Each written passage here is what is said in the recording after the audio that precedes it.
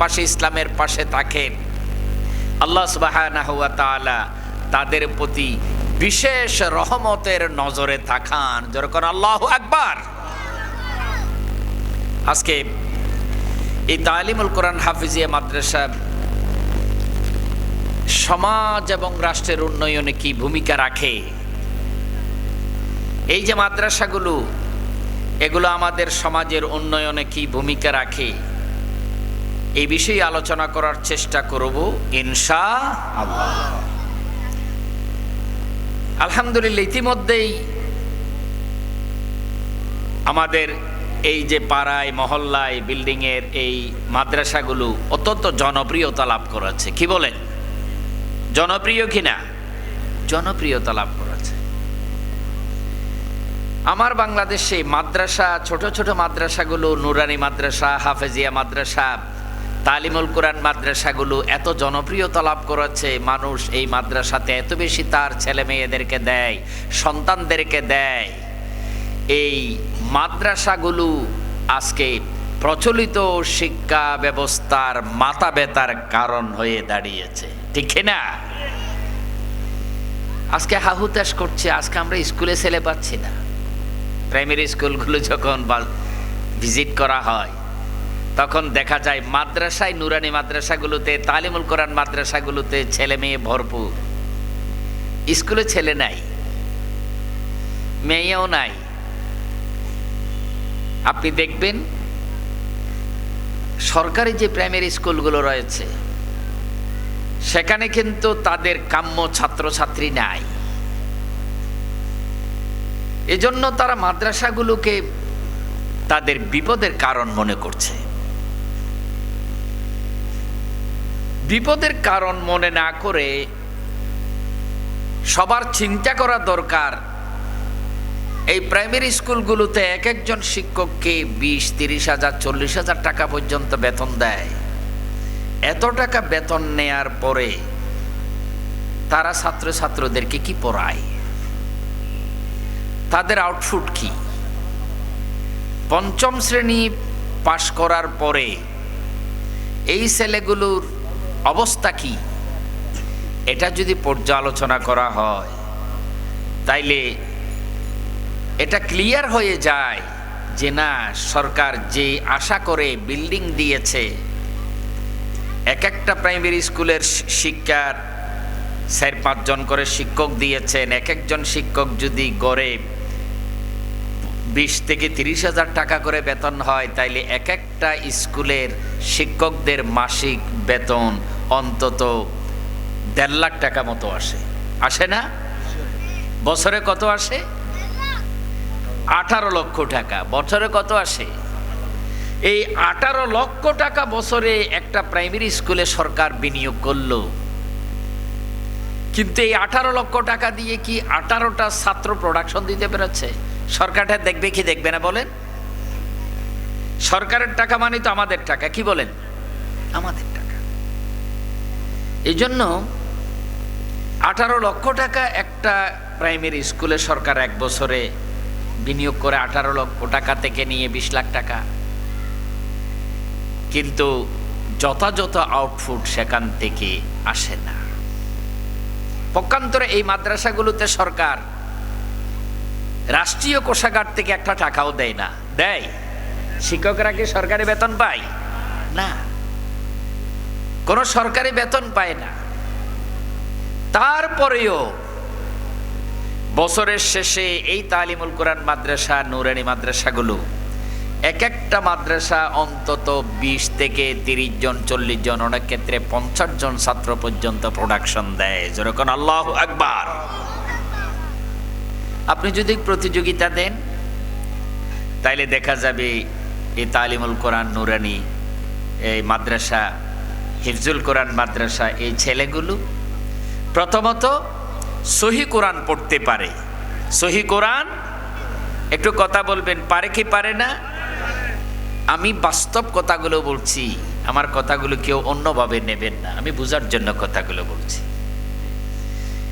এই যে তালিমুল কোরআন মাদ্রাসা, নুরানি মাদ্রাসা, হাফেজিয়া মাদ্রাসা, এই মাদ্রাসাগুলো থেকে যেই ছাত্রছাত্রীরা বের হয় সর্বপ্রথম ওই ছাত্রছাত্রীর কোয়ালিটি হচ্ছে ন্যূনতম ওই ছাত্রছাত্রীগুলো 1 নম্বরে সহি কোরআন শিখে বের হয়, ঠিক না? আমার বাংলাদেশের কোনো স্কুলে সহি কোরআন শিক্ষার কোনো সুযোগ আছে, ব্যবস্থা আছে? আপনি বলতে পারেন প্রাইমারি স্কুল থেকে যারা বের হয় এরা সহি কোরআন জানে? কোরআন জানা তো দূরের কথা, সূরা ফাতিহাটা সহি করে পড়তে পারে? ছাত্ররা কোত্থেকে সহি করে পড়তে পারবে? হাই স্কুলে গিয়েও কি পড়তে পারে? কলেজে গিয়েও কি পড়তে পারে? ইউনিভার্সিটিতে গিয়েও কি পড়তে পারে? এই জন্য দেখা যায় ইউনিভার্সিটি থেকে সর্বোচ্চ ডিগ্রি নিয়েছে সূরা ফাতিহা থেকে সূরা ফিল পর্যন্ত। আমাদের চট্টগ্রামের ভাষায় যদি বলি, আলহামদু থেকে আলাম তারা পর্যন্ত পড়তে পারে না ভালো করে। পারে? 5 ওয়াক্ত নামাজের ফরজ ওয়াজিব জানে না। নিজের মা বাবা মারা গেলে পরে জানাজার নামাজ কিভাবে পড়বে সেটাও জানে না। মা বাবাকে কিভাবে দাফন করবে সেটাও জানে না। মা বাবার কবর জিয়ারত কিভাবে করবে সেটাও জানে না।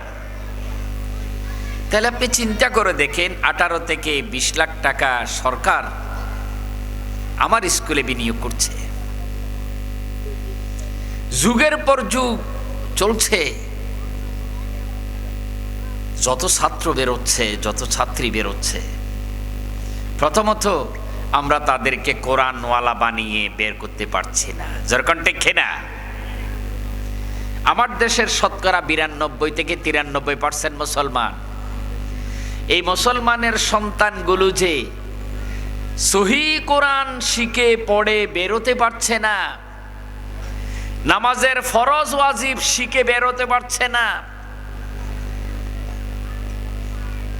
মা বাবার জানাজা পড়া কিভাবে করবে সেটাও শিখে বেরোতে পারছে না, কবর জিয়ারত কিভাবে করবে সেটাও পড়ে বেরোতে পারছে না, এর চাইতে দুর্ভাগ্য জাতির জন্য কে হতে পারে?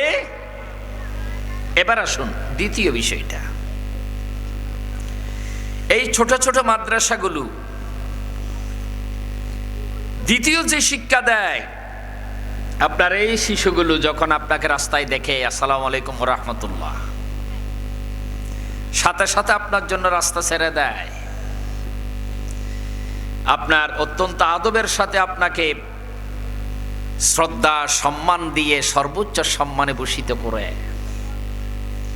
তার ঘরে মা বাবার কাছে যখন যায়, মা বাবার ঘরে ঢোকা থেকে নিয়ে আবার ঘর থেকে বেরোয়া পর্যন্ত এরা মা বাবার খেদমত করে, মা বাবার সাথে সদাচরণ করে, আত্মীয় স্বজনের সাথে সদাচরণ করে, বাবার পকেটের টাকা চুরি করে না, মায়ের সাথে দুর্ব্যবহার করে, এক কথায় সুন্দর আচার আচরণ চাল চলন সবকিছু দিয়ে তারা তাদের মা বাবার সাথে আত্মীয় স্বজনের সাথে অত্যন্ত সুন্দর আচরণ করে সমাজে একজন আদর্শ ছাত্র হিসেবে শিশু হিসেবে গড়ে ওঠে। যেরকম ঠিক না? এই শিক্ষা তারা কোথায় পায়? এই তো মাদ্রাসাগুলোতে পায়। কোথায় পায় বলেন? এই শিক্ষা কি স্কুলে আছে? বুঝার জন্য কথাগুলো বলছি, আমি কম্পারেটিভলি বলছি যে এই শিক্ষা স্কুলে নাই, এই শিক্ষা হাই স্কুলে নাই, এই শিক্ষা কলেজে নাই। এই জন্য মাদ্রাসার ছাত্ররা যেভাবে গড়ে ওঠে, স্কুল কলেজ ইউনিভার্সিটির ছাত্রগুলো সেইভাবে গড়ে ওঠে না। তৃতীয় যে বিষয়টা, সেটা হচ্ছে মাদ্রাসায় যে ছাত্রগুলো পড়ে, এই ছাত্রগুলো লেখাপড়া করার পরে দেশের কোনো ক্ষতি করে না, দেশের কল্যাণে কাজ করে। আপনি চিন্তা করুন, এই ছেলেগুলো সর্বোচ্চ পরিসরে যদি হয়, তাহলে আমি বলবো এই ছেলেগুলো একদিন ইউনিভার্সিটির ভাইস চ্যান্সেলর হতে পারবে। একটু আলহামদুলিল্লাহ বলবেন না? বলতে পারেন হুজুর আসলে কি পারে? আজকের ঢাকা ইউনিভার্সিটির ভিসির পরিচয় আপনারা জানেন। বাংলাদেশের ইতিহাসের 56 বছরের শ্রেষ্ঠ ভিসি। তিনি যখন ইমামতিতে যান তখন দেখা যায় যে হাফেজের মতো কোরআন তেলাওয়াত করে। এটা কি নিজে নিজে শিখেছেন না এই ছোট মাদ্রাসাগুলো থেকে শিখে গিয়েছেন? এই ছেলেগুলো একদিন এখান থেকে গিয়ে হাই স্কুলে যাবে, কলেজে যাবে, ইউনিভার্সিটিতে যাবে, কিন্তু মূল ভিত্তিটা থেকে যাবে কি যাবে না? আপনি দেখবেন এই শিশুগুলো একদিন কামিল মাদ্রাসার প্রিন্সিপাল হবে, মুহাদ্দিস হবে, মুফাসসির হবে, হবে কি হবে না? ন্যূনতম যদি কিছু হতে না পারে অন্তত একটা মসজিদের ইমাম তো হবে। কি বলেন, হবে? তাইলে আপনি ইউনিভার্সিটি থেকে নিয়ে মসজিদের ইমামতি পর্যন্ত যেখানেই শিশুগুলো যাবে একদিন বড় হবে এই মাদ্রাসার ছাত্ররা। এই তালিমুল কোরআন মাদ্রাসা, নুরানি মাদ্রাসা, হাফেজিয়া মাদ্রাসা, হেফজুল কোরআন মাদ্রাসা, ইবতদায়ী মাদ্রাসা, এই ছেলেগুলো ইমামতিতে যদি যায় তাইলে জাতিকে আদর্শের পথে নিয়ে যাবে। সেই যদি স্কুলে ধর্মীয় শিক্ষক হিসাবে যোগদান করে অথবা এখান থেকে যাওয়ার পরে সে যদি ইংলিশে মাস্টার্স করে, সে কি ইংরেজি শিক্ষক হতে পারে না? পারে কি পারে না? সেই যদি এখান থেকে যাওয়ার পরে বাংলায় মাস্টার্স করে তাইলে কি বাংলা প্রফেসর হতে পারে না? সে কি ডাক্তার হতে পারে না? সে কি ইঞ্জিনিয়ার হতে পারে না? পারে। যেই যেখানেই যাক না কেন কোনোদিন এই শিশুগুলো মিথ্যা কথা বলবে না, কোনোদিন এই মাদ্রাসার ছাত্রগুলো কাউকে গালি দেবে না, কোনোদিন এই মাদ্রাসার ছাত্রগুলো অন্যায় অবিচার করবে না, কোনোদিন এই মাদ্রাসার ছাত্রগুলো দেশের ক্ষতি, জাতির ক্ষতি করবে না।